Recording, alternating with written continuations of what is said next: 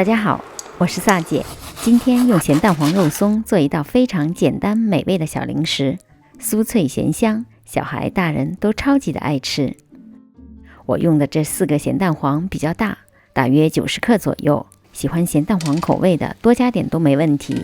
大火蒸15到20分钟，直到蛋黄蒸熟，稍微放凉后捣碎。杏仁放入预热好160度的烤箱里，烤大约10到12分钟，看到表皮轻微爆裂，就说明差不多熟了，取出来放凉。棉花糖剪成小块，方便融化。在一个不粘锅里倒入黄油，中小火加热，融化之后，倒入棉花糖，不断搅拌，直到棉花糖全部融化。再加入奶粉继续搅拌，等见不到有奶粉颗粒，是非常顺滑的状态，就关火。倒入蛋黄、杏仁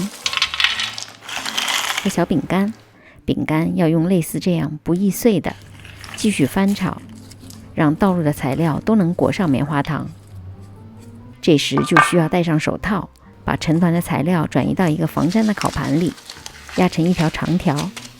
做这道小零食所需要的工具都尽量防粘：不粘锅、硅胶刮刀、不粘烤盘和手套。趁着雪花酥温热，糖分还有点粘性，把肉松和脆脆的紫菜拌匀之后，表面裹上一层。压实，室温下放凉大约2个小时。放凉之后的雪花酥就好像小时候吃的扭疙瘩，非常的香脆。切成小块，放在密封罐里，想吃的时候随时吃上几块。大家在家做完之后，欢迎上我的 Facebook 发作业。